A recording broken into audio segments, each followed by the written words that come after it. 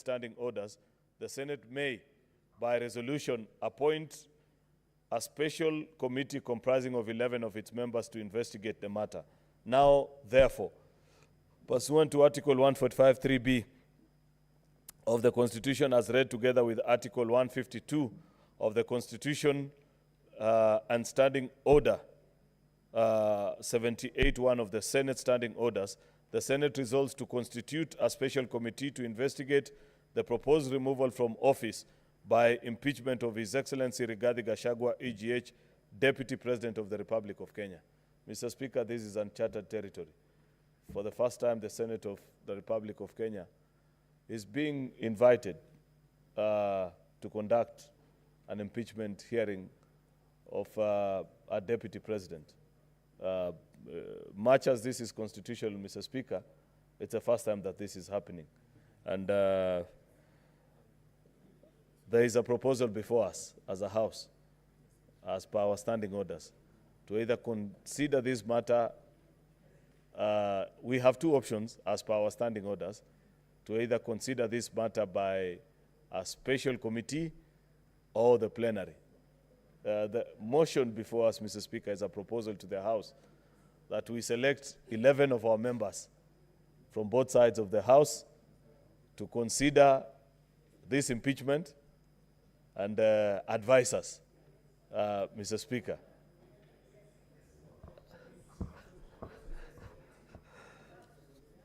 Mr. Speaker,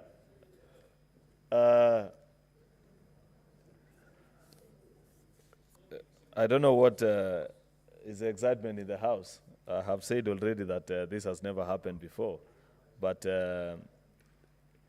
that's the proposal, that should we, and I want to urge members to agree with me, that we elect 11 of our wisest and most trusted senators, Mr. Speaker, who we think have the sufficient wisdom to read on our behalf, make a decision, and as you know, as per our standing orders, Mr. Speaker, should they elect that the matters have not been substantiated, the matter dies, and there is no recourse for the House. However, should they confirm any of the 11 charges, even one, Mr. Speaker, then they will invite the rest of us to join them in making a decision. Therefore, Mr. Speaker, with those very many remarks, this is not a matter that I want to speak long to, because there's more serious matters that lay ahead with regards to this particular motion, Mr. Speaker. With those very many remarks, I want to invite the Senator for Nairobi, Senator Edwin Watenya Sifuna, to second this motion.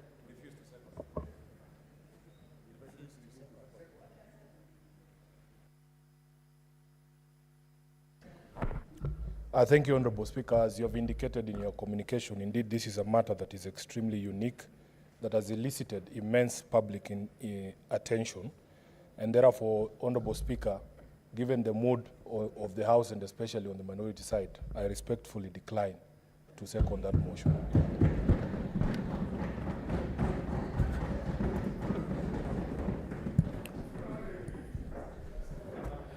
Now, Senator Oburu. Order, honorable senators.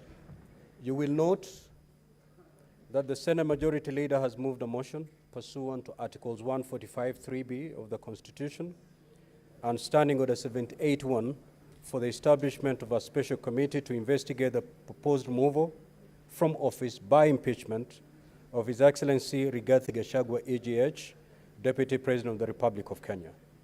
The motion has, however, failed to get a seconder. Now, Standing Order 70 of the Senate Standing Orders states as follows. The question on any motion shall not be proposed unless it shall have been seconded, and any motion that is not seconded shall be deemed to have been withdrawn and shall not be moved again in the same session unless with the permission of the Speaker. Honorable Senators, as I communicated earlier today during the sitting, by way of a message on the resolution of the National Assembly, Article 145(3)(b) of the Constitution as read together with Article 78(1) provides that the Senate, by resolution, may appoint a special committee comprising 11 of its members to investigate the matter. The motion having been deemed to be withdrawn, pursuant to Standing Order 71, the proposal for a special committee is defeated. The Senate will therefore proceed with the investigation of the proposed removal from office by impeachment of His Excellency Rigathi Gachagua, EGH, the Deputy President of the Republic of Kenya, in plenary. Honorable Senators, in line with the schedule of activities for an impeachment hearing in plenary, I hereby give the following directions. A, the clerk to issue invitations to appear to the Deputy President today, Wednesday, the 9th of October, 2024. B, the clerk to issue invitations to appear to the National Assembly today, Wednesday, the 9th of October, 2024. The parties to file their responses with the Office of the Clerk of the Senate by Monday, the 14th of October, 2024, by 5 p.m. D, the clerk to circulate documents received from the parties, including the plenary hearing program, to all honorable senators upon receipt on Monday, 14th of October, 2024. And the Senate shall then investigate the matter in plenary on Wednesday, the 16th, and Thursday, the 17th of October, 2024.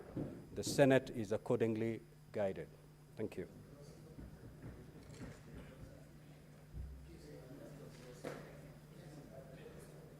Any clarification, Senator Fernandi? Mr. Speaker, looking at the directions that we are given, I want to agree with the Senate Majority Leader that this matter is very unique.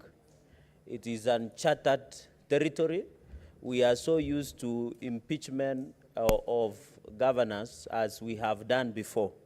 Mr. Speaker, when you look at our Standing Order 78 on Senate standing orders, and also, Mr. Speaker, I needed your guidance and clarity on the process, because looking at Standing Order 78 on the removal, procedure for removal from state office, which includes the removal of the president, deputy president, or state office. Mr. Speaker, I want to invite Mr. Speaker to request, when you read under, sorry, Mr. Speaker, I'm trying to get second schedule of our standing orders, Part 1, rules of procedure when considering removal in plenary, either the president or the deputy president.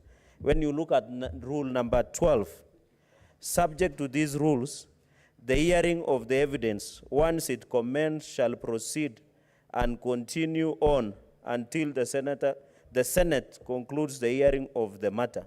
So, Speaker, this extrapolates itself from Article 145, 150 in the removal of either the president or the deputy president, considering this a matter of national interest, and it will involve a lot of process of evidence producing and many other procedures.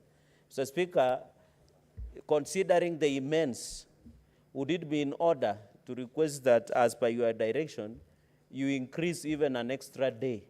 You know, Mr. Speaker, they say justice should not be seen, should not only be seen, but to be seen to be done. Oh, okay, Mr. Speaker. Order, Honorable Senator. Mr. Speaker, I'm happy. Let the Senator Fernandi say it the way he understands it. Yes. Proceed. And Mr. Speaker, I am directly translating from my Kalenjin mind, so members will have to bear with. Mr. Speaker, justice should not only be done, but should be seen to be done, Mr. Speaker. You know, we went to group of schools, some of us. Mr. Speaker, the point I wanted to make is that since the plenary process will allow Kenyans to follow, would it be in order whether we convict or acquit, because the law house, which was pre-trial chamber, and this is the real trial chamber, Mr. Speaker, where we shall be looking and setting precedent for future impeachment. I'm not predicting that there will be impeachment of president or deputy presidents in future, but Mr. Speaker, the point I wanted to make, and I don't know why Senator Sifuna is irritated. You'll have your time. Why are you worried? Mr. Speaker, that is what I want to conclude by saying, Mr. Speaker, just add an extra day so that the accusers, which is the National Assembly, can have elaborate time to present their case, and also the Deputy President can have the time to present their case. So that, Mr. Speaker, when they move to another fora, they will have opportunity of not, of having the opportunity of being given a chance and the principles of natural justice. I thank you, Mr. Speaker, and thank you for that indulgence, and I will properly be guided. Thank you. Senator Fernandi, as we sit here, we don't know the number of witnesses that will be called. We don't know the volumes of documentation that will be filed. And therefore, let us go by the 2 days that I've communicated. One thing that the Senate will do, it is going to give adequate time to both parties. That's the much we are going to do as a Senate. No party will leave the Senate complaining about inadequacy of time to plead their case. Yes. Thank you very much, Honorable Speaker. And we conform to the directions that you've given and the communication that you have also given. And I actually agree to the wisdom of the Senator for Nairobi, that this is a matter of serious public interest. And the matter that is before us is so weighty, it cannot be left to the hands of 11 people. We need to hear it in plenary. And I also want to plead, based on two arguments, Honorable Speaker, looking at the communication that you've read, the number of grounds that have been said that are founded in this motion, Honorable Speaker, of impeachment.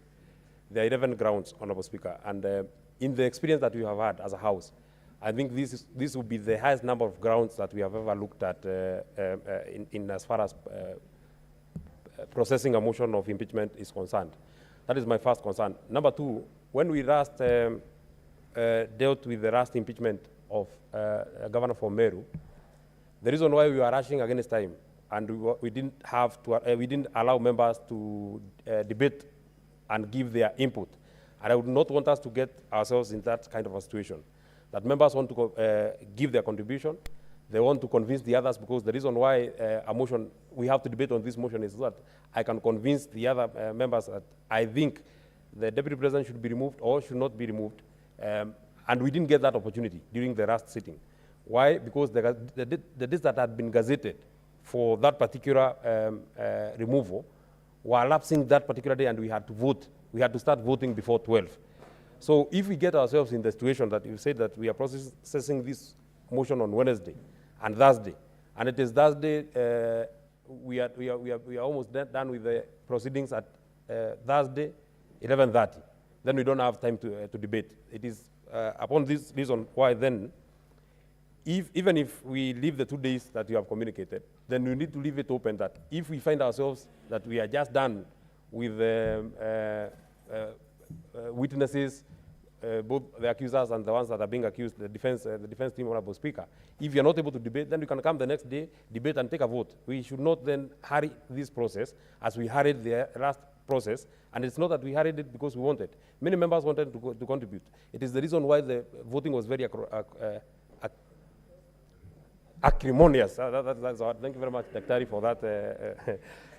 Nyandaro is far, and we have small challenges. So, it was very acrimonious here. You saw many members here, you know, and it was not very neat. I would not want us to. I would not want to find us in such a situation. I wish you would allow that even if we get to Thursday, and you have not gotten to debating, you can allow us to come on Friday, debate and vote.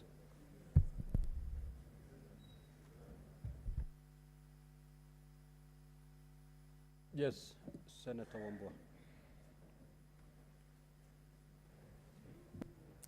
Wambua. Thank you, Mr. Speaker. Mr. Speaker, just two things. One is on the matter of your communication about how then we conduct ourselves from today going forward. Mr. Speaker, you have given direction. These phones. You have given direction, Mr. Speaker, that members should restrain themselves from making public utterances.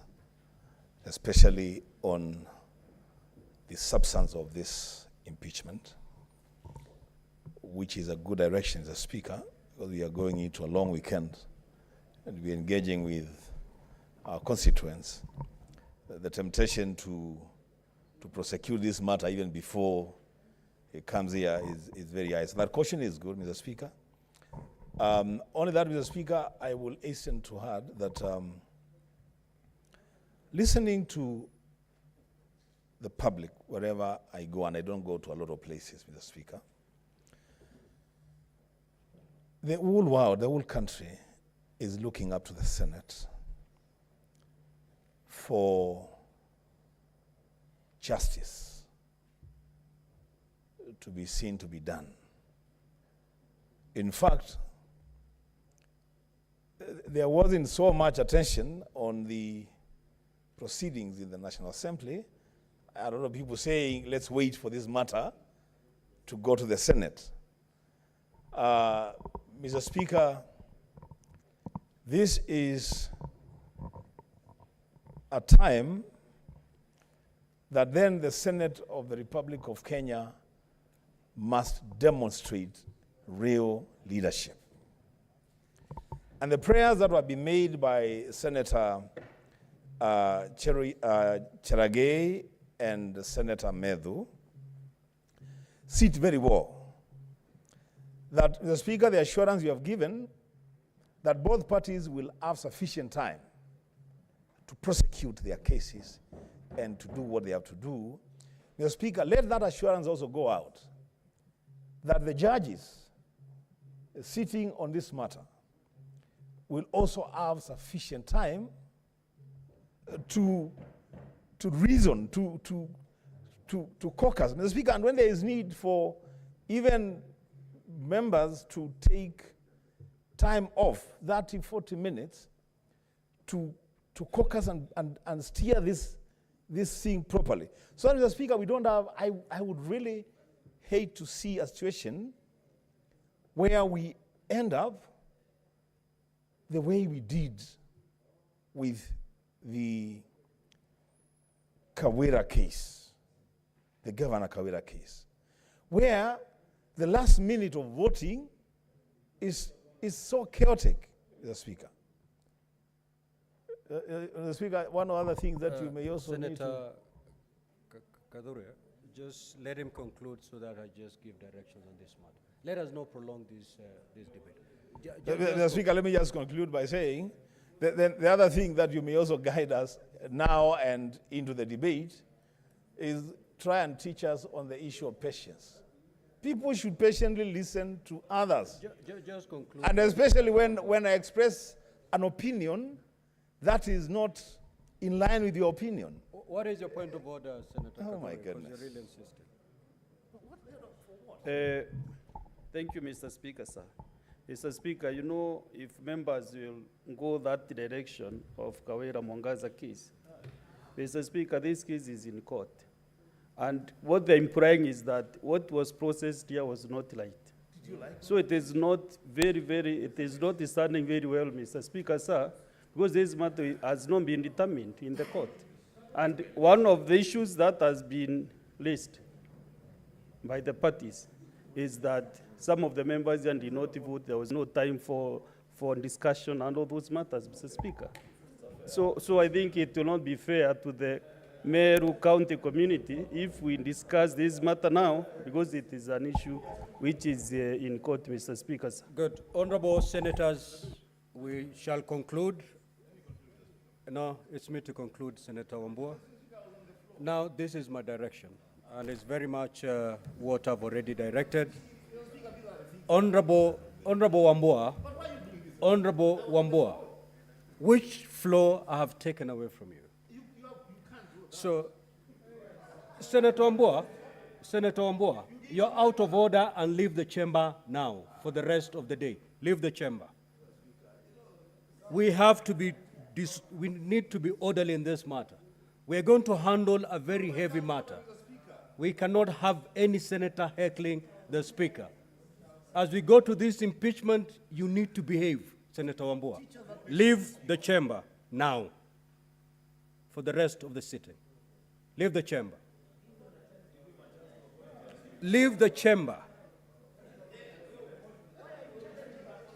Leave the chamber, Senator Wambua.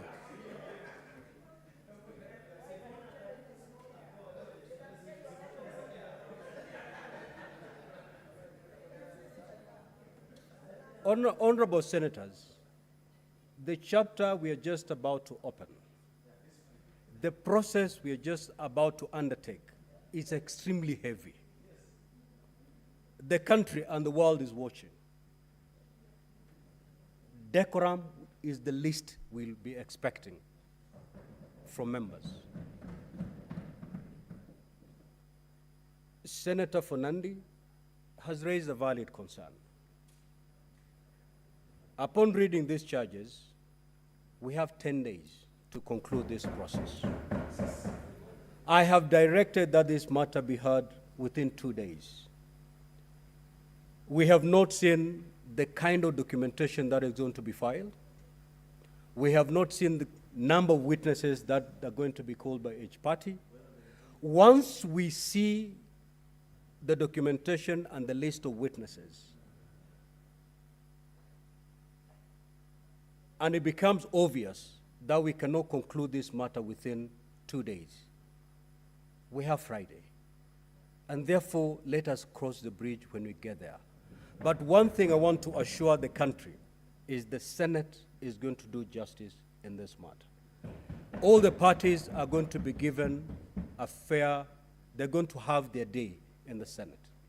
There will be zero complaints after the conclusion of this matter. Let's rest it there, Honorable Senator. Next order.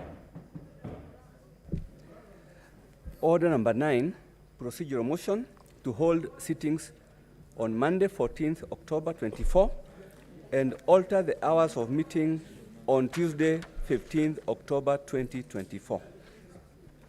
Majority Leader. Let's make progress, Senator Fatuma Dulu. Mr. Speaker, Let's make progress. I beg to move the motion, which is for the Senate to hold sittings on Monday, the 14th of October 2024, and to alter the the hours of meeting on Tuesday, 15th of October 2024. That notwithstanding the resolution of the Senate made pursuant to Standing Order number 32 of October of February, Order number 32 on 15th of February 2024, and 26th of June 2024, 19th of August 2024, and 17th of September 2024, and the approval of the Senate calendar, regular sessions for the third session 2024.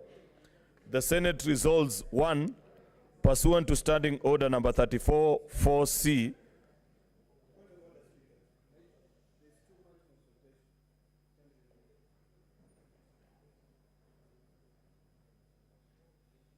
Majority Leader. thank you. May the Majority Leader be heard in silence. Pursuant to Standing Order number 34-4C, to hold its sittings on Monday, the 14th of October 2024, starting at 9 a.m. to 1 p.m. and 2:30 p.m. until the conclusion of business listed in the order paper of the day. 2, pursuant to Standing Order number 34-4B, to hold a morning sitting on Tuesday, the 15th of October 2024, starting at 9 a.m. to 1 p.m. And 3, pursuant to Standing Order number 34-4A, extend its sitting time on Tuesday, 15th October 2024, afternoon sitting until the conclusion of the business listed in the order paper of the day, in order to investigate the proposed removal from office by impeachment of the Honorable Dr. Eric Kipkoech Mutai, the Governor of Kericho County. Mr. Speaker, sir, this is a procedural motion, and we have pointed out that for lack of flair in drafting both the special notice, special motion such as this, and the order, Gazette notice, Mr. Speaker, we found ourselves with the challenge which many of our colleagues are actually discussing right now, where they felt that in handling of an impeachment procedure, we had too much to do within such a short time. And therefore, Mr. Speaker, if you see the way the motion has been drafted, it is until the business listed on the order paper is concluded on that day. So it's not unusual, Mr. Speaker, that we leave this house on certain days at 2 a.m., 3 a.m. Has happened many times before, Mr. Speaker, because impeachments have got serious consequences. And impeachments, Mr. Speaker, are almost the last resort in a dispute resolution, Mr. Speaker, between the parties that are before each of us. Therefore, Mr. Speaker, I want to urge senators, given if they approve this timetable, next week will be quite a heavy week for senators. On Monday and Tuesday, Mr. Speaker, we have this impeachment. You have just given direction, Mr. Speaker, that on Wednesday and Thursday as well, we have the impeachment motion or process of the Deputy President. Therefore, a lot of energy is required from senators next week. So all the senators, including the young ones like my kid brother Eddie, Mr. Speaker, need to spare energy this weekend, and so that next week they have a lot of energy in the House, Mr. Speaker. Mr. Speaker, finally, is just to note, Mr. Speaker, that this is a simple procedure motion, which I don't expect that there'd be a debate about. It's just agreeing on the times so that we can get the response and begin on the process. With those many remarks, Mr. Speaker, I beg to move and request Senator Okongo Omogeni, my neighbor from Nyamira County, to second. I thank you, Mr. Speaker. Senator Okongo Omogeni. Thank you, Mr. Speaker. Sir, I stand to second the motion by Majority Leader and the Senator of Kericho, my neighbor, and I agree that the matter is weighty. The Senate is on the spotlight. This is the time we need to demonstrate to the country that we are fair. We can discharge our functions impartially, without fear and favor, and I second the motion, Mr. Speaker.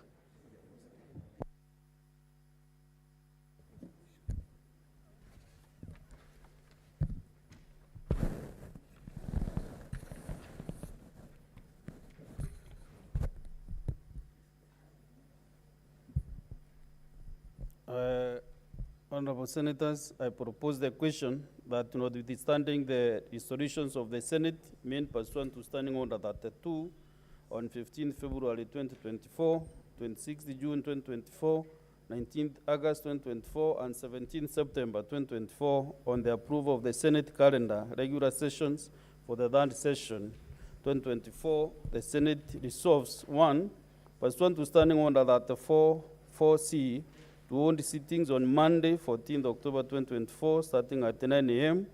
to 1 p.m. and 2:30 p.m. until conclusion of business listed in the order paper of the day. 2, pursuant to Standing Order 34B, to hold a morning sitting on Tuesday, 15th October 2024, starting at 9 a.m. to 1 p.m. And 3, pursuant to Standing Order 4A, to extend the sitting time on Tuesday, 15th October 2024, afternoon sitting, until conclusion of business listed in the order paper of the day, in order to investigate the proposed removal from office by impeachment of the Honorable Dr. Eric Gachagua'S Mutai, the Governor of Kericho County.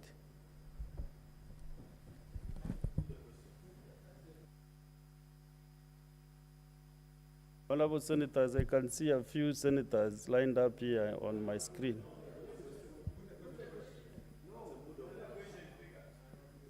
So is that the mood of the House? Yes.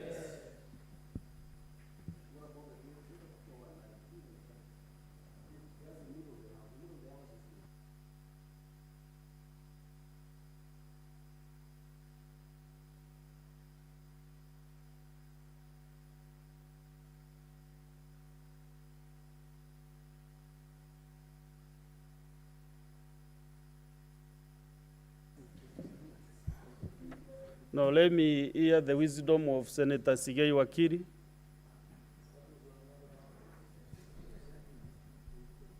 Mr. Speaker, you may proceed to put the question. Senator Andan Dulo Fatuma. Senator Nderito John Kenywa. Majority leader will not teach him how to chair this. Asante Bwana Spika. Bwana Spika, mimi nasumbuka kwa sababu tayari tumejitia katika kitanzi, kwa sababu tayari tumesema zile siku ambazo tutakuwa tumezitenga ndio tuweze kujadili mswada huu. Bwana Spika, ni vile vile tukijipata katika ule mjadala alafu kutakuwa na masuala mengine nyeti. Bwana Spika, naona tutajipata katika tu ile sehemu ya kwamba hatuna muda wa kutosha kuyaangazia yale masuala kindani, kwa sababu tuwezi tukasema tutaenda siku ile nyingine ambayo ni siku ya Wednesday, kwa sababu tayari tumeitenga kwa shughuli nyingine tofauti. So, kwa hivyo Bwana Spika, ninasema kuendelea mbele Bwana Spika, pengine tungekuwa tukijipatia muda zaidi, lakini naunga mkono Bwana Spika. Kwa hoja hii Senator Kenywa, kwa hoja hii tuko nayo iko wazi kabisa ya kwamba Jumanne tarehe 15 afternoon sitting tutakaa mpaka tumalize biashara, business listed in the order paper of the day. So that is why the majority leader and advised Senator Ndokech to preserve more energy over the weekend, so that even you can sit up to 6 a.m. on Wednesday morning until we clear the business that will be listed on the order paper. It is not specific on the day. It is until the business on the order paper is concluded. So it is not specific to midnight on Tuesday. It is until we clear the business.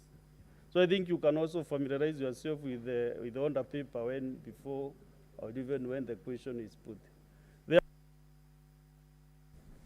Honorable Senators, I put the question that notwithstanding the resolutions of the Senate made pursuant to Standing Order 32 on 15th February 2024, 26th June 2024, 19th August 2024, and 17th September 2024 on the approval of the Senate calendar regular sessions for the third session 2024, the Senate resolves one, pursuant to Standing Order 34-4C, to hold sittings on Monday, 14th October 2024, starting at 9 a.m. to 1 p.m. and 2:30 p.m. until conclusion of business listed in the order paper of the day. And two, pursuant to Standing Order 34-4B, to hold a morning sitting on Tuesday, 15th October 2024, starting at 9 a.m. to 1 p.m. And three, pursuant to Standing Order 34-4A, to extend its sitting time on Tuesday, 15th October 2024, afternoon sitting, until conclusion of business listed in the order paper of the day, in order to investigate the proposed removal from office by impeachment of the Honorable Dr. Eric Kipkoech Mutai, the Governor of Kericho County. Will as many as of that opinion say aye? Aye. Will those of the contrary opinion say nay? The ayes have it. Next one.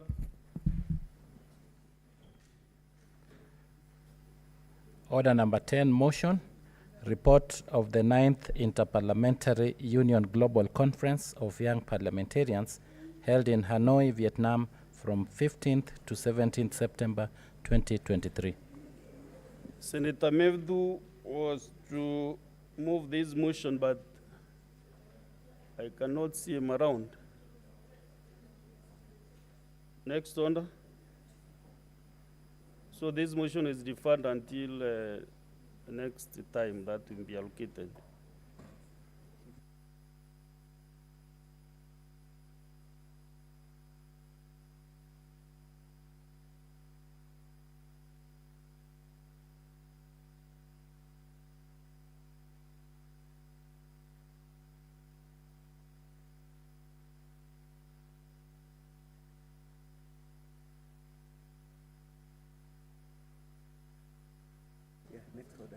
Next order. Order number 11, motion. Reports of the Kenya delegation to the 147th and 148th assemblies of the IPU and related meetings held in Luanda, Angola from 23rd to 27th October 2023, and in Geneva, Switzerland from 23rd to 27th March 2024, respectively. Senator Catherine Muma. Honorable Speaker, Thank you. I wish to move the motion on the reports of the Kenya delegation to the 147th and 148th assemblies of the International Parliamentary Union, IPU, and related meetings that were held in Luanda, Angola, from 23rd to 27th October 2023, and in Geneva, Switzerland, from 23rd to 27th March 2024. That the Senate notes the reports of the Kenya delegation to the 147th and 148th assemblies of the Interparliamentary Union and related meetings in Luanda and the one in Geneva. Honorable Senators, Honorable Speaker, just key to note that the Kenyan delegation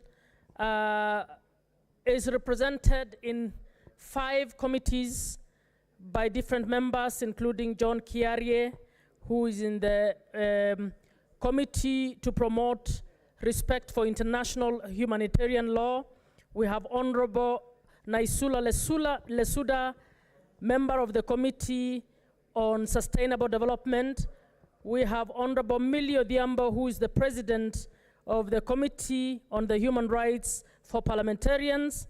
And then we have Honorable Rebecca Tonkei, who is a member of the Committee on the United Nations Affairs. Honorable Speaker, in the meeting in Luanda, I was appointed to be a member of the Working Group on Science and Technology. And the key activity in Luanda was the appointment of the Right Honorable Speaker Ackson Tulia from Tanzania as the first woman president to the IPU. And the Kenya delegation participated actively in the campaign to ensure that that seat came to East Africa. Honorable Speaker, in the Geneva meeting, one of the key issues that was discussed in the working group on science and technology was the preparation by IPU of a charter on the ethics of science and technology, so that parliamentarians can now start being involved in policies relating to matters, science and technology, especially issues of ethics of things like artificial intelligence. And Mr. Speaker, as we are speaking this week, the IPU meeting will begin in Geneva this week. Unfortunately, we will not be able to attend because of the impeachment program that we have, but the charter developed by this working group will be discussed. One of the things that is being recommended, Mr. Speaker, is parliaments around the world to start forming committees on science and technology to ensure that the scientists and parliamentarians can have conversation so that parliament can give guidance in terms of policy, and scientists can also engage with them so that we don't have science going rogue that is going to harm human beings. Mr. Speaker, I support. I submit. I lay the reports.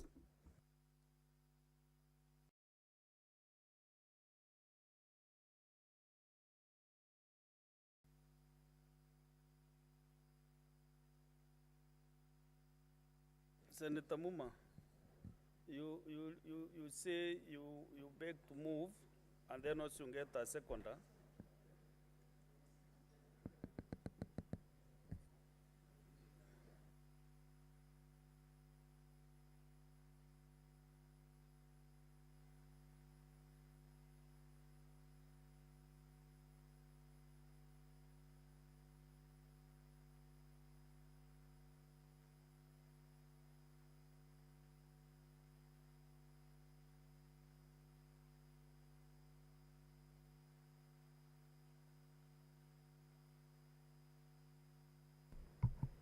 Apologies, Mr. Speaker. I wish to ask Senator Omogeni to second. Thank you. Just pronounce yourself that you beg to move, then you ask him, to request him to second.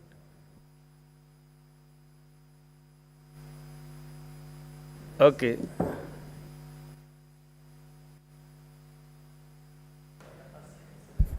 I beg to move and ask Senator Mogeni to second.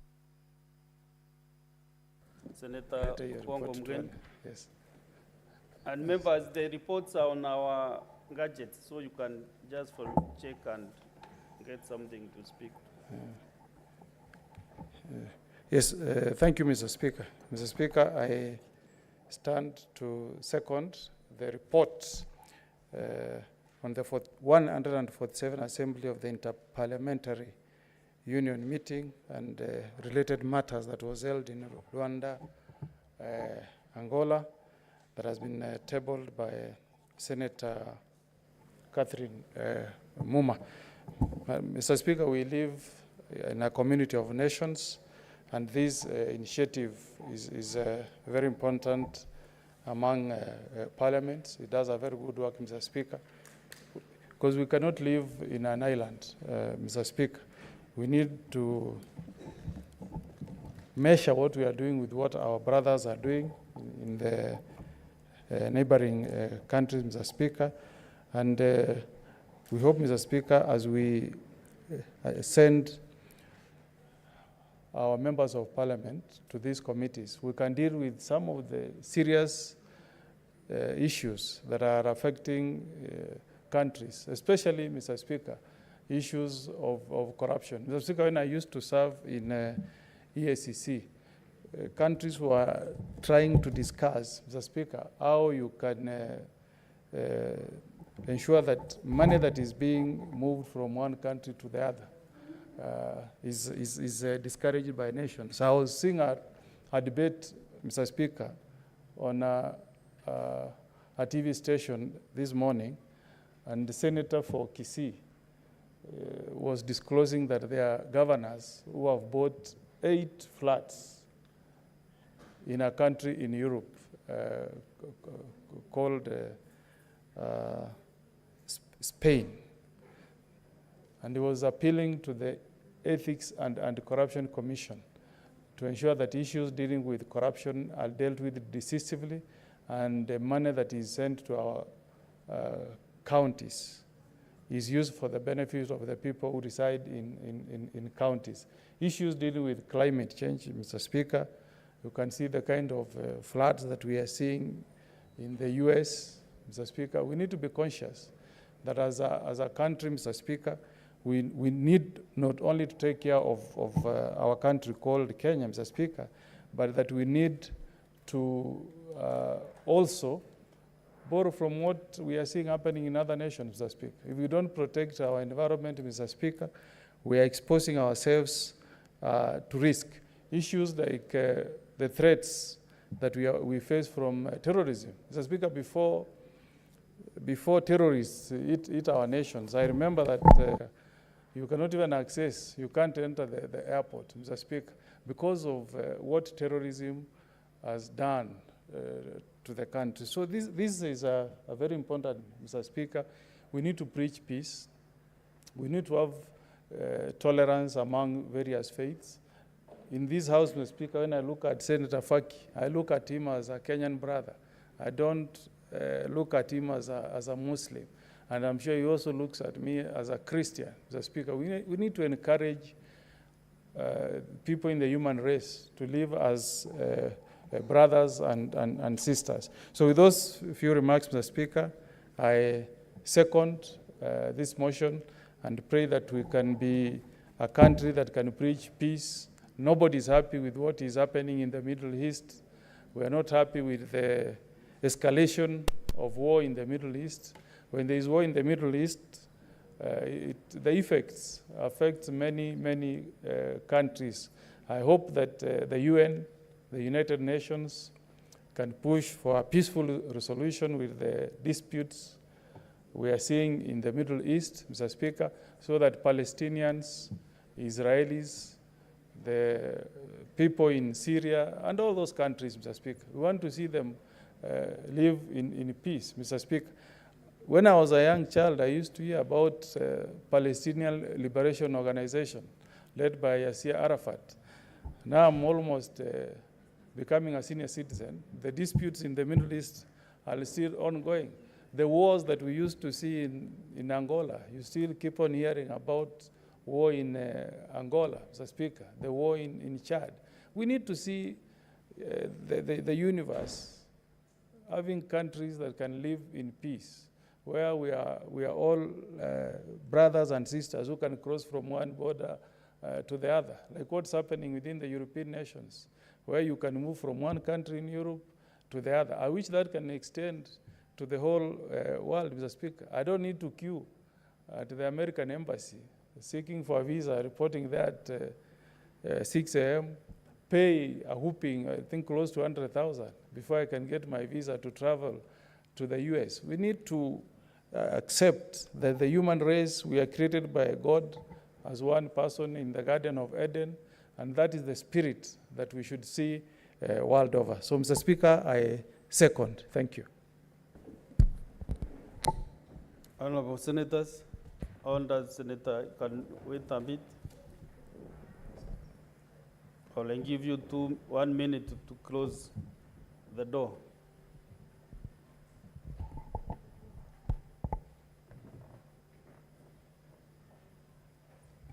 Honorable Senators, I propose the question that the Senate notes the reports of the Kenyan delegation to the 147th and 148th Assemblies of the Interparliamentary Union, IPU, and related meetings held in Luanda, Angola, from 23rd to 27th October 2023, and on the table of the Senate on Thursday, 29th February 2024, and Geneva, Switzerland, from 23rd to 27th March 2024, and on the table of the Senate on Thursday, 30th May 2024.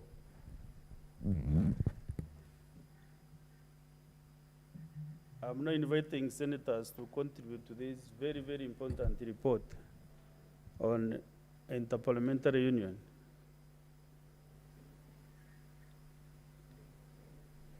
You know, Senator Mugatana actually contributes on these international issues so much, but today I don't know where his mind is. I think I'm being distracted by the senator from Ram County.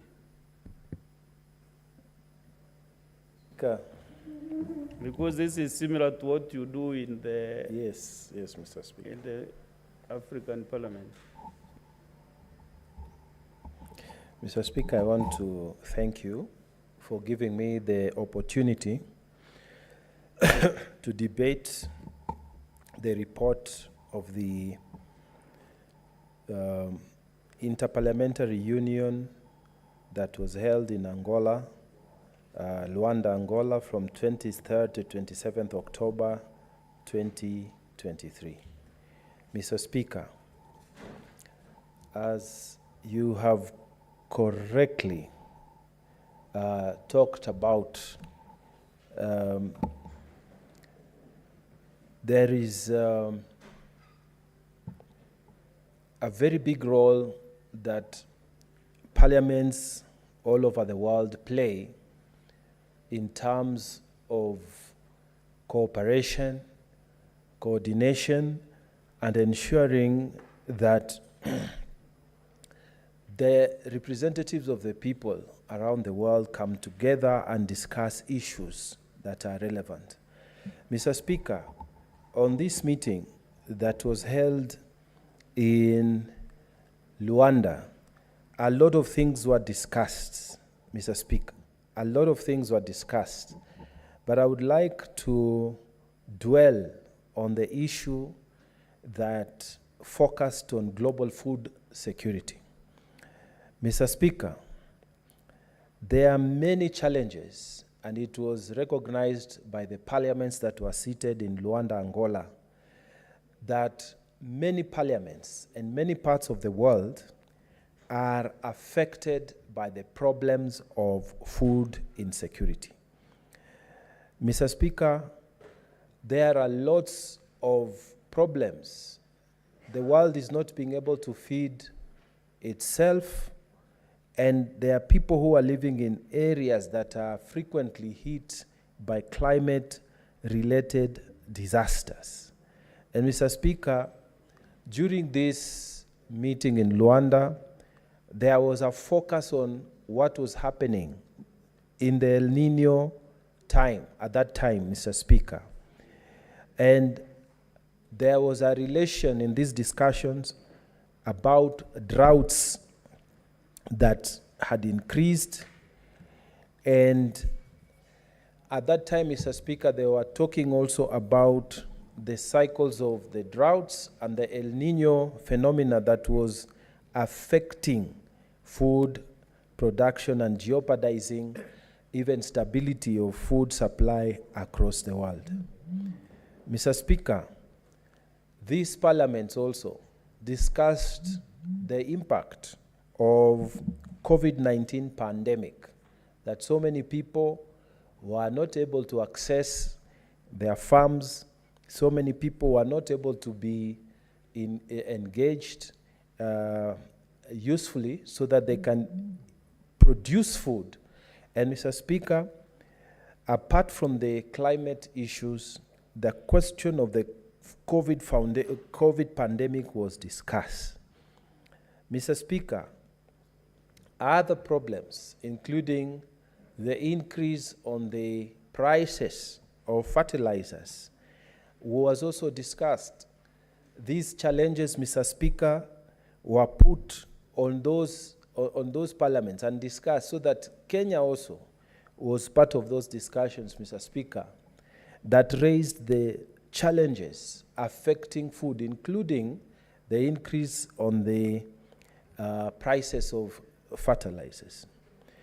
Mr. Speaker, the general conclusions of our members of parliament who went there, who participated in this conference, in this interparliamentary union meeting, was that there was need for them to come back home, and on this issue of global food security, there was need for them to come back home and communicate to their governments that fresh efforts need to be put so that, Mr. Speaker, an emphasis on food production, on stability of food supply within their own countries, so that each parliament, when they discuss there, they're supposed to come here, and then we also approve these reports, and these reports are taken to the relevant government departments to implement. So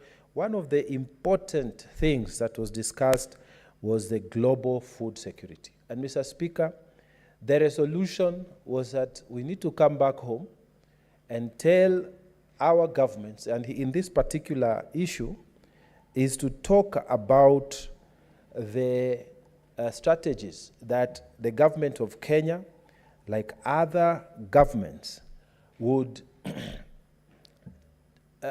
take on new strategies that will ensure food security within their countries. Mr. Speaker, during those discussions in Angola, a total of 22 delegates took to the floor to share their experiences and insights concerning the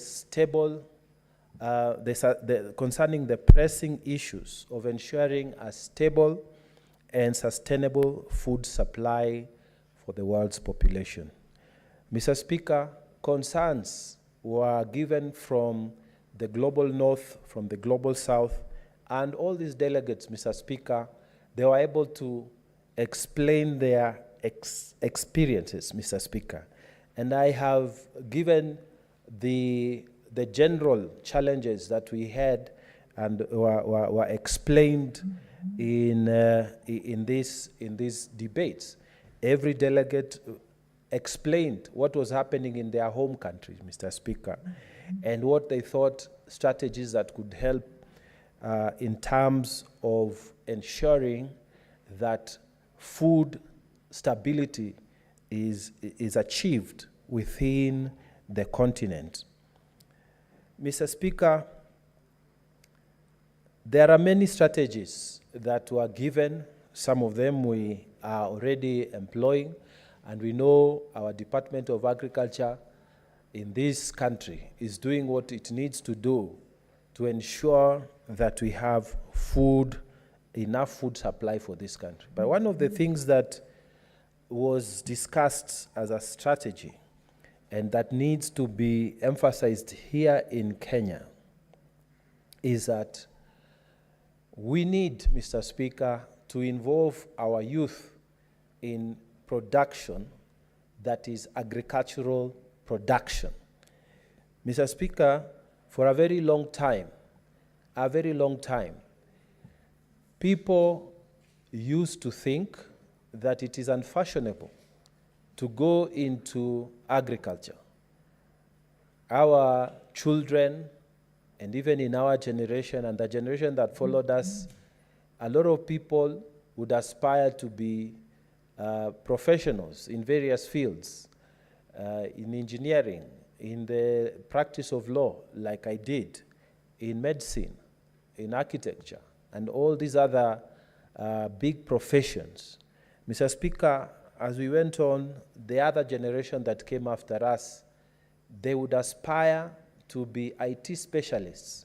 They would aspire to open companies in that area that was practically new at the time, in our time, and maybe go into technology-oriented businesses. But very few people, Mr. Speaker, would aspire to be top agriculturalists. People would aspire to inherit the lands from their parents and make them productive. Mr. Speaker, in terms of all these resolutions that were passed, and the one that I want to emphasize so much to increase our food production, Mr. Speaker, we need to make agriculture in Kenya sexy. We need to make it very attractive to the young people. We need our young people to start seeing this as an opportunity to add something. Instead, Mr. Speaker, of just thinking of opening a kiosk to sell cigarettes or something, we need to actually tell our young people that agriculture is a good thing that you can do. If you don't want to do agriculture to produce crops, we need to go into other forms of agriculture. People are raising chickens, people are raising farm animals, people are doing all manner of things around the space of agriculture.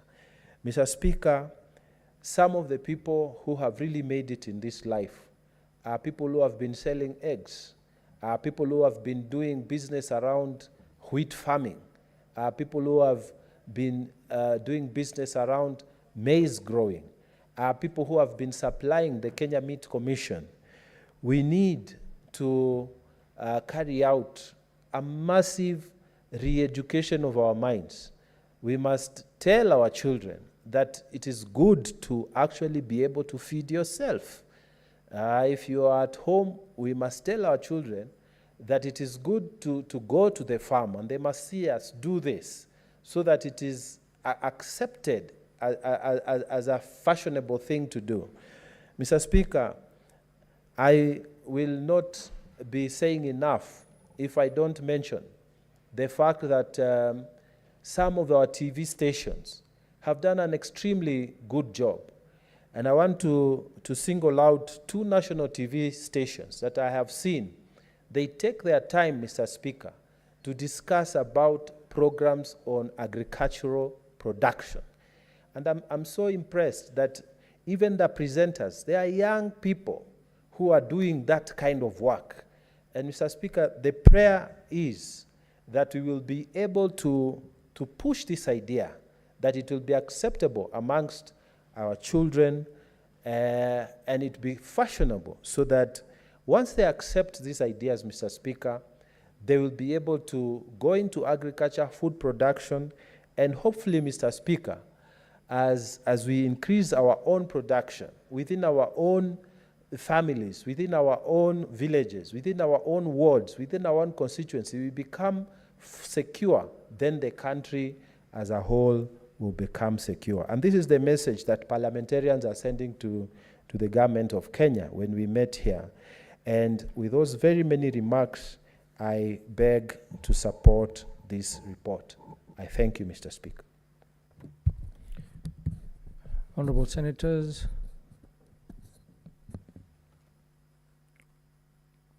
there being no other senators wishing to contribute, I call upon the mover to reply, Senator Muma. Thank you, Honorable Speaker. And I would like to thank Honorable Mungatana and Honorable Mogeni for contributing to this motion. Honorable Speaker, as we participate in international conversations with other parliaments around the world,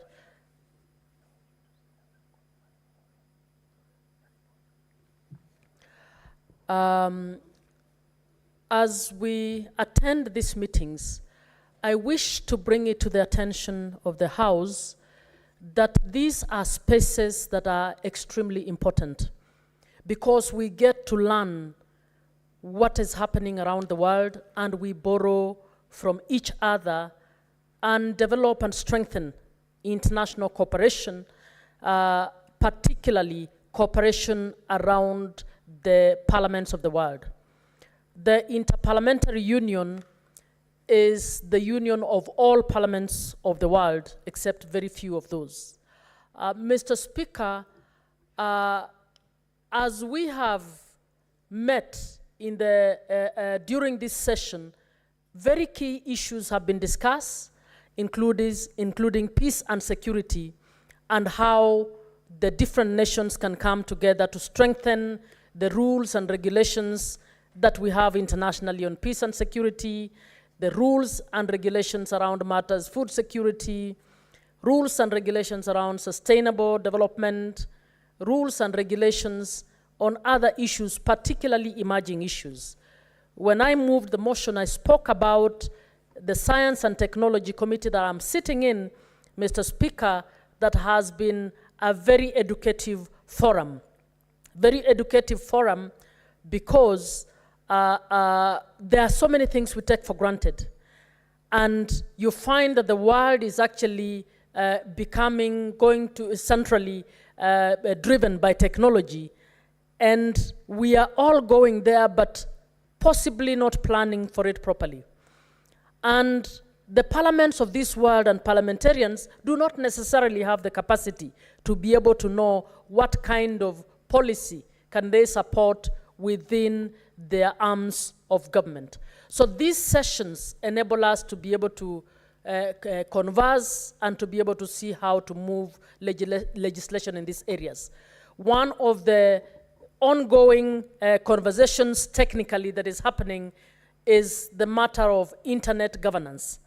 Honorable Speaker, I don't think anybody is moving serious legislation and policy around internet governance in this country. And internet governance is a complex issue that would require that we refocus, knowing that internet actually makes the globe a one center. Because with internet, you are able to access information, not just from your own country, but from other countries. And we need to be able to think on how we can have complex regulations that can ensure that as we use internet, as it enables us to move on many fronts, that it will also be able to be a safe space, particularly for those who are vulnerable, including minors.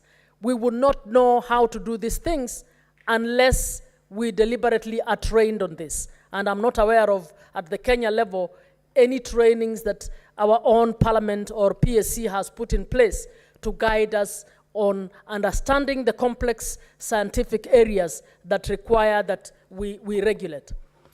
Mr. Speaker, in the Angola meeting, one of the things that came up, one of the resolutions that was moved by the Committee on Democracy and Human Rights was a resolution on orphanage trafficking.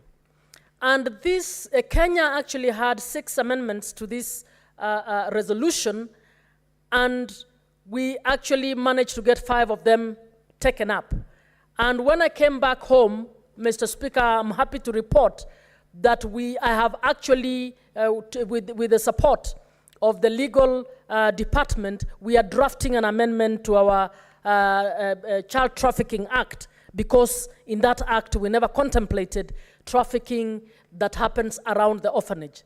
Mr. Speaker, a lot of child trafficking is happening, and you will be amazed or shocked that part of what is happening is people will set up institutions in the name of helping children, but those institutions are being used to traffic children out of one country into another. So this is a conversation we've had in IPU, and we have resolved that as the countries go back, one of the ways of strengthening, ensuring that we police against child trafficking is to strengthen our laws on orphanage trafficking. And I have put in place something in regard to that. As I had said earlier, I'm also hoping that both National Assembly and the Senate can think of a way of coming up with committees that address science and technology in terms of impacts of technology on human rights as we move on. And I believe that as we continue to participate, we will be able to improve on legislation here. Mr. Speaker, as I finalize, I would like to make a plea that usually we participate in the big assembly meetings of IPU, of the Commonwealth, of the Pan-African Parliament. I want to state that before the big meetings, we have technical committees where the technical issues are discussed. And usually we are not facilitated to participate in that. And you'll find that when you go now to the assembly, the countries whose membership have seriously participated in the technical sessions of the committees are well versed or better versed with the issues that they are presenting. So I'd like to request that the Office of the Speaker consider that in some of these meetings that we will be able to facilitate members to participate in a few of the technical issues, particularly those that are drafting issues that come before the Assembly. I therefore wish to thank my colleagues for contributing to this motion, and I wish to ask that to request the Speaker to defer the putting of the question. Thank you very much. Thank you, Senator.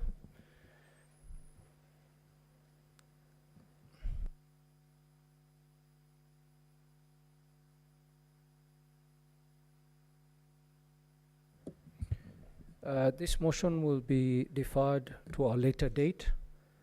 Next order. Sorry.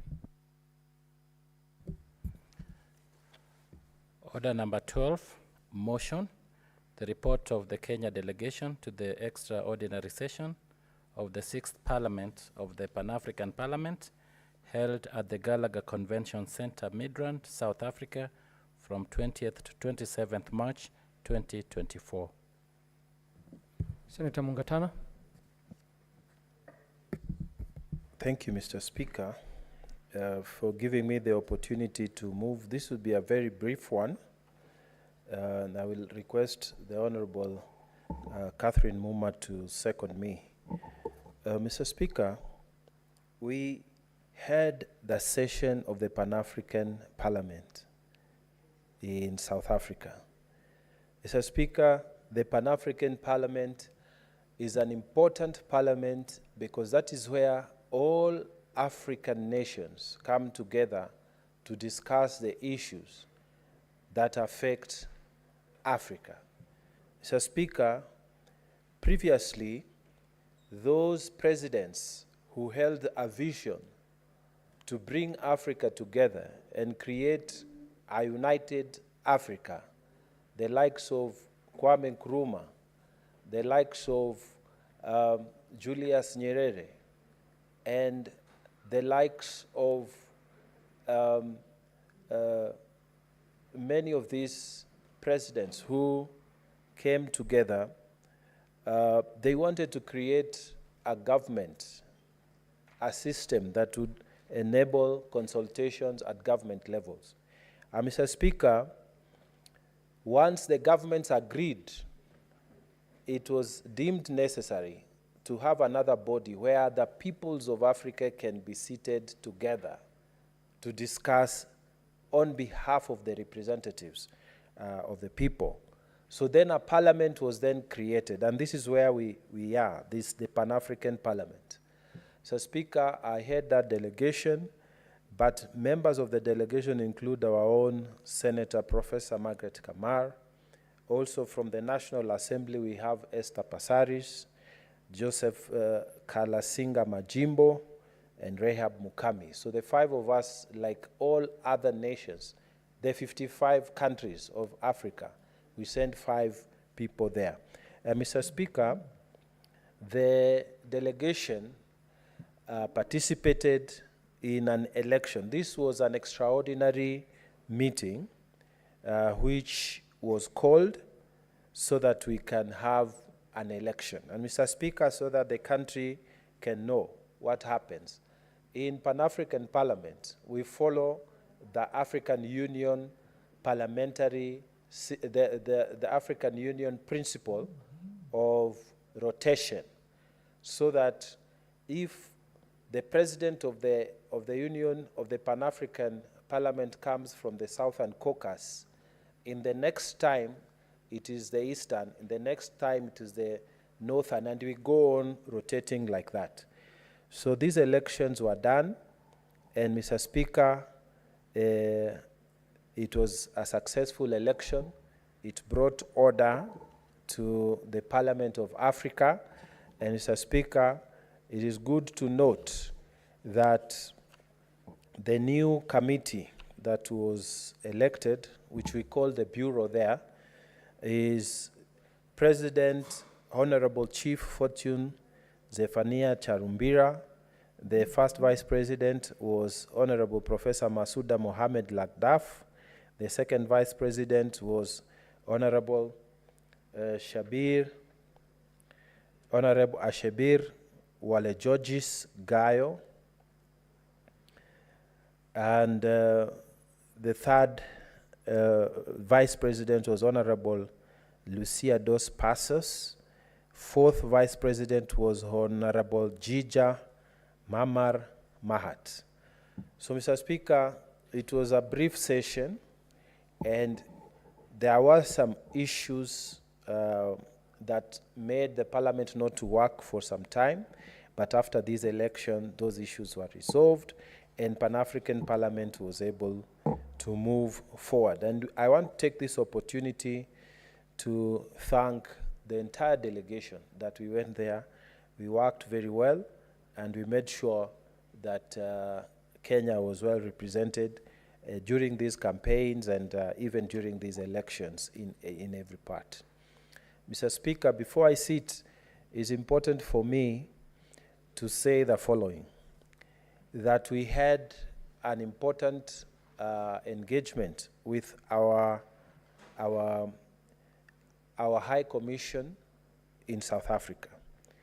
And Mr. Speaker, the High Commission in South Africa has expressed its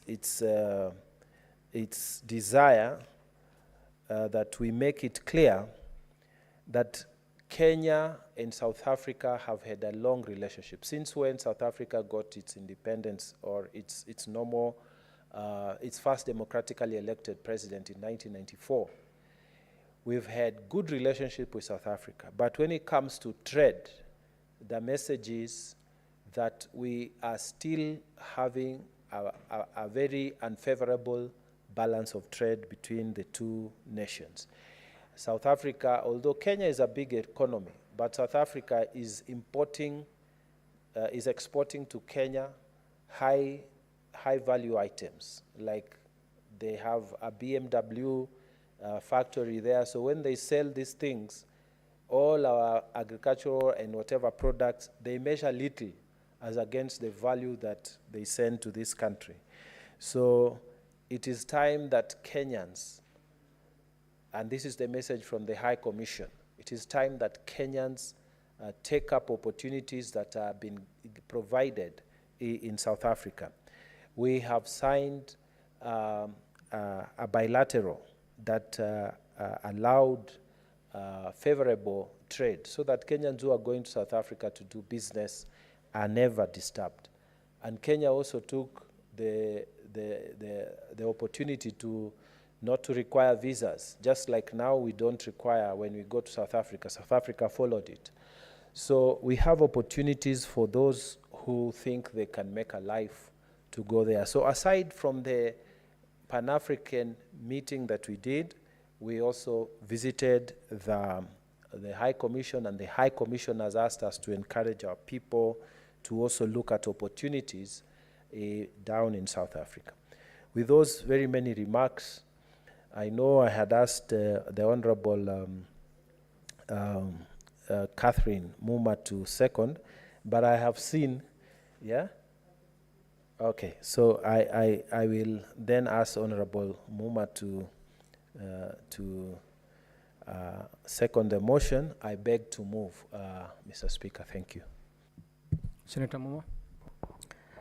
Thank you, Honorable Speaker. I rise to second the motion on the report of the Kenya delegation to the extraordinary session of the 6th Parliament of the Pan-African Parliament held at the Gallagher Convention Center, Midrand, South Africa, from 20th to 27th March 2024. Mr. Speaker, as I have said in the earlier conversation, these meetings are very, very important, and they add to expanding our knowledge as parliamentarians and to come up with the ideas that can help us to inject a newness and inject innovation, drawing from what other parliaments are doing around the world.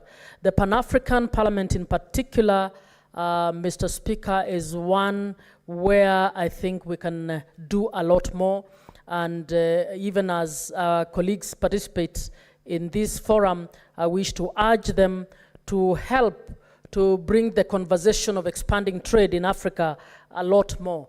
Mr. Speaker, it is strange that some West African countries have to go to Europe before they come back to East Africa. It is strange that a number of countries in Africa get simple food products all imported from Europe, when, Mr. Speaker, I think the food produce that Honorable Mungatana was speaking about is plenty on the African continent. And if we open the routings, trade routings across Africa and amongst the African countries, Mr. Speaker, we will actually enrich our continent much faster. So I would want to request that our colleagues on Pan-African, on the Pan-African Parliament steer the conversation and spearhead a conversation that can actually see an open Africa where we are trading with each other more and we are focusing a lot on intra-Africa trade than the opening up trade elsewhere. I therefore second, Mr. Speaker. Honorable Senators, I propose the question that the Senate notes the report of the Kenya delegation to the extraordinary session of the 6th Parliament of the Pan-African Parliament held at the Gallagher Convention Center, Midrand, South Africa, from 20th to 27th March 2024, laid on the table of the Senate on Wednesday, 24th April 2024. Senator Margaret Kamar.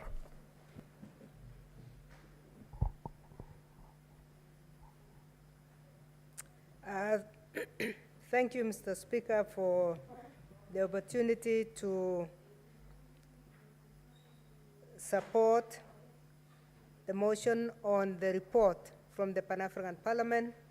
As has been mentioned by our chair and our very able leader of the delegation, the Honorable Mungatana. I am a member of this delegation, Mr. Speaker. And I really appreciate the work that goes on in the Pan-African Parliament. It is out of the coming together of the African nations that we can realize the real development of the continent. As was mentioned by the Honorable Senator Catherine Muma, it surprises you that the closures of boundaries, the boundaries that we have today, have disadvantaged the continent more than it has helped. It has destroyed neighborhoods, and at the moment, Mr. Speaker, we are at the point of discussing the African Free Trade Area. You will notice, Mr. Speaker, that the boundaries, the borders between countries in this continent were established by the colonialists, not by the Africans themselves. So families were separated. And these boundaries are either roads or rivers or lakes. So they make absolutely no sense. And one very good example, Mr. Speaker, is the river that divides Uganda and Kenya, which divided the Awori family. So we have our own former president in Kenya, Moody Awori, on the side of Kenya. And the time when he was the vice president in Kenya, we had a minister in Uganda called Agri Awori. His own brother, one father, one mother, following one another in birth. But because the river divided their land, and they had both sides of the land, some were called Ugandans, and others were called Kenyans.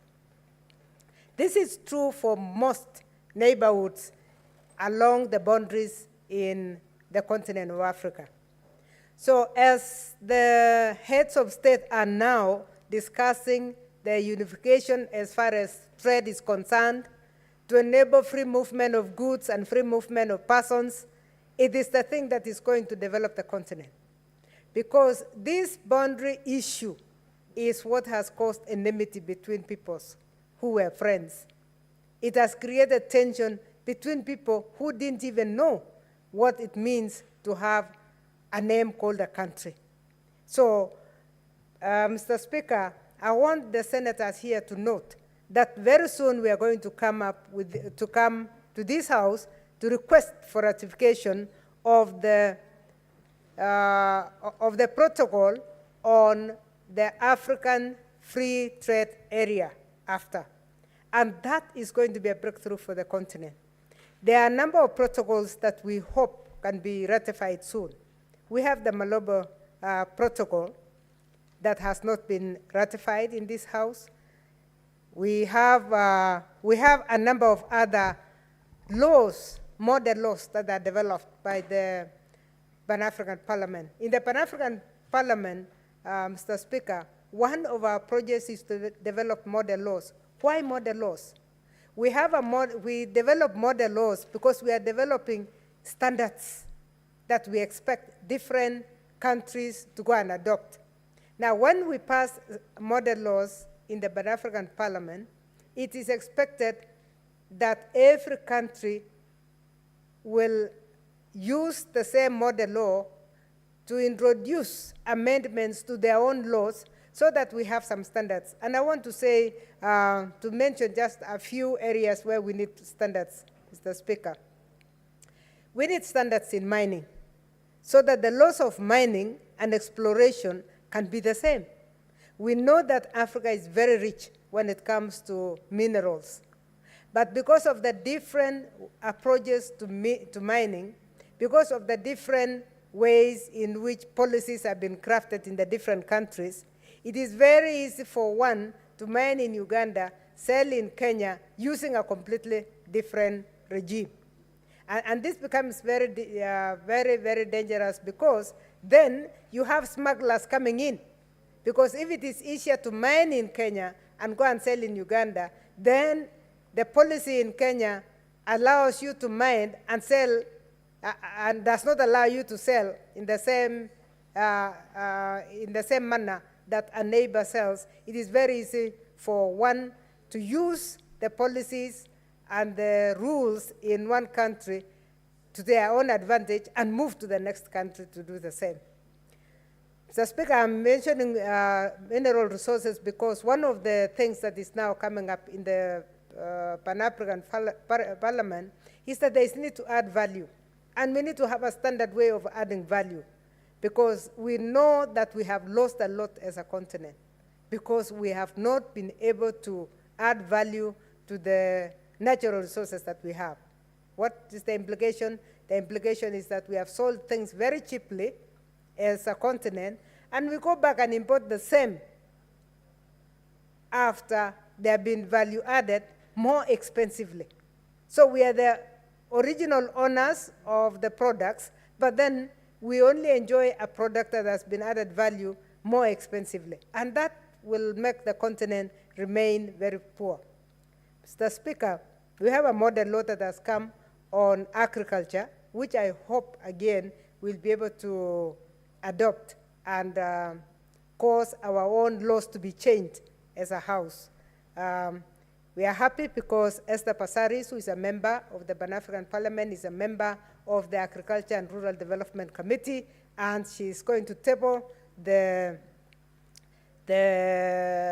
model law and transmit it to this House. And once it comes to this House, we will use it to amend, because we know agriculture is dominantly devolved, and this is the House that should make decisions. So there are many other laws that are coming. We are coming up with laws that to do with trade.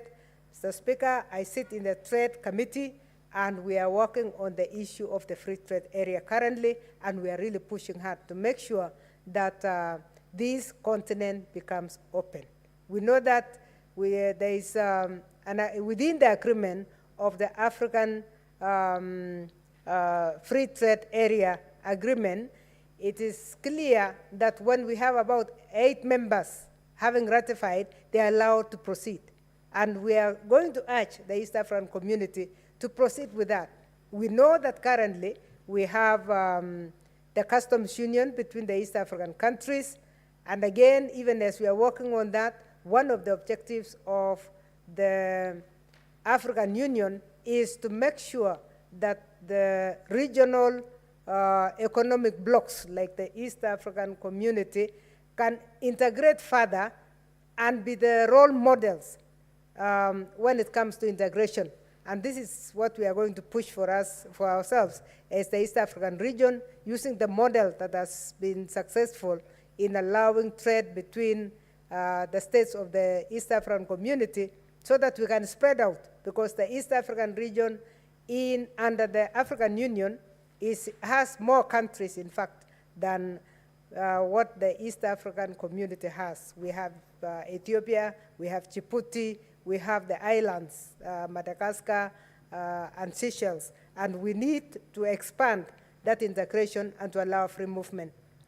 Mr. Speaker, we are proud as Kenya that the head of state made a pronouncement that people, the Africans, anybody from the continent of Africa can get into Kenya without a visa. That if you, for any country that still has to do anything, you do your processing even at the airport. This is what we are looking for under the African Union, and this is what the Pan-African Parliament is pushing for. We are pushing for free movement of persons, we are pushing for free movement of goods, so that we can trade between ourselves better, and we open the airspace, because unless we open the airspace, Mr. Speaker, it becomes extremely expensive for an African to move within the continent. One of the things that we are looking at right now to enable the free trade is looking at the infrastructure. The infrastructure requires that we have railway lines connecting, railway connectivity between countries in the continent.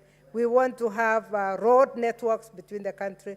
We are very, very happy that with the candidature, as a delegation, we are very happy with the candidature of the Right Honorable Amolo Odinga. The main reason is that he was in charge of the African infrastructure before. So the priorities that he had put in place are the priorities that are now at the committee stage. When we are telling ourselves we need to have road networks, we need to have rail networks, so that we can have a railway line that starts from Cape Town all the way to to Cairo. Then we have rails from Nairobi all the way to the west, to Senegal. These are some of the things that were emphasized when our own candidate, Raila Amolo Odinga, was in charge of infrastructure. It is our prayer as a house that he will win that position so that he moves this ahead. Mr. Speaker, may I finally say we are very grateful as a delegation that we have been given the opportunity to take up this great responsibility, and we believe that with the leadership of the Honorable Mungatana, we will even participate more and we will give more reports in this House so that the House can be moving with us. With those remarks, Mr. Speaker, I support. Thank you, Senator Esther.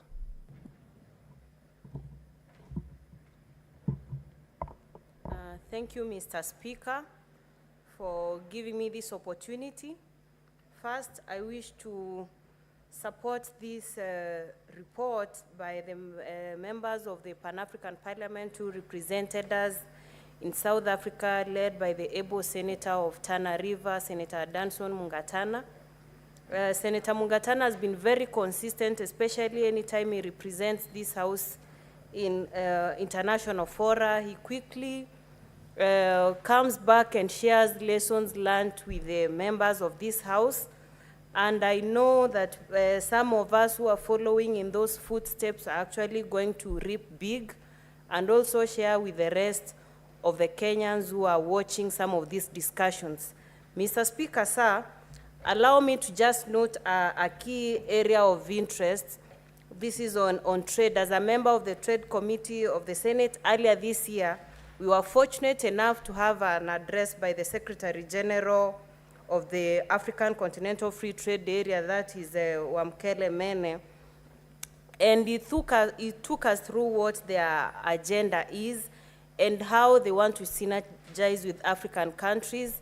And I want to note that there is already political goodwill from Kenya as a country, led by the president, who actually has been on the front line, pushing for Africa being very open to trade and encouraging the rest of the Kenyans who are in those other countries to participate. It's a very good opportunity for Kenyans to also take this chance and do trade in South Africa, and also for South Africans to also cross borders and come and trade with Kenyans. That's the whole essence of a borderless Africa, especially when it comes to trade. Mr. Speaker, sir, also, the Pan-African Parliament, whatever issues that are being discussed in that parliament are very key, especially to Africans, because that parliament represents legislators who have been sent from different countries in Africa, and we tend to think whatever proposal that originate from brains in the Pan-African Parliament should address most of the challenges we as a continent and as a country are facing. So we need to have more of these proposals and solutions that are being offered by the Pan-African Parliament be implemented in the member states so that we can make progress. Let it not be after every mission we still have the same agenda we are revisiting. We need to make progress so that there is value for investing in our African states. Mr. Speaker, sir, also, Africa is a very key, it's a very key continent, and that's why you see even other countries in the rest of the world wanting to follow closely what we as a continent are engaging in. Look at even the African Union elections that we are actually pitching up for with the Right Honorable Raila Odinga. It's very instrumental, and that's why citizens need to realize that it's not just an interest of a country, but they are equally affected in what goes on around the continent, because challenges Africans in Kenya are experiencing are the same challenges Africans in Ghana are experiencing, the same challenges Africans in Botswana are experiencing, and solutions are somehow similar. So I urge my colleague members of parliament to support this report and walk the talk from some of these proposals so that we even give the members who normally go representing us in the Pan-African Parliament reason to agitate strongly for some of the proposals we are giving. So thank you, Mr. Speaker, and let me just conclude by saying that this is also a very good opportunity, not just for senior citizens who are very much abled economically, but for young people, because young people are very quick, especially in this digital era, to connect across the continent and can therefore boost their networking skills, especially in business, not just selling in Kenya, but selling across the continent. Thank you, Mr. Speaker. Thank you, Senator. Senator Beatrice Ogola. Thank you, Mr. Speaker. From the onset, Honorable Speaker, I want to applaud the very senior delegation and led by Senator Danson Mungatana, the leader of the delegation. Honorable Speaker, the delegation is composed of very, very senior legislatures, and we are happy also to benefit from their wisdom, from their institutional memory of the legislative arm of our government. Senator Mungatana has a rich history, both from his profession and from his work in Parliament, as demonstrated even by his contributions and by his debates right at the Senate. Senator Professor Margaret Kamar is a seasoned legislator, and we remain very proud of the delegation that has really made this report. Honorable Speaker, as I support this report, I also look forward to an African that will be very proud of, Honorable Speaker. Honorable Speaker, I would like an African that will be working towards the preservation, conservation of our resources, the vast resources that we have in this region. There is no African country, Honorable Speaker, that is not blessed with great resources. And so, in this report, I want to be I'm very happy even about the composition of the PAP committees as presented in this report. If you look at number clause 13, you see the committees there: the Committee on Rural Economy, Agriculture, Natural Resources, and Environment. Honorable Speaker, other than the preservation, conservation of our resources, I look forward to an Africa that will have an harmonized air travel, Honorable Speaker. We have often heard at public forums where the Right Honorable former Prime Minister, the Honorable Raila Amolo Odinga, talk about the challenges we have in the air travel in Africa, about the various barriers that are there, and about the so many clearances that you have to get if you are to fly over the African airspace. And it is so then, Honorable Speaker, that I support this report as I look forward to the discussion of some of these challenges and then so that we are able to have a solution to some of these challenges. Honorable Speaker, I also look forward to a more harmonized currency across Africa.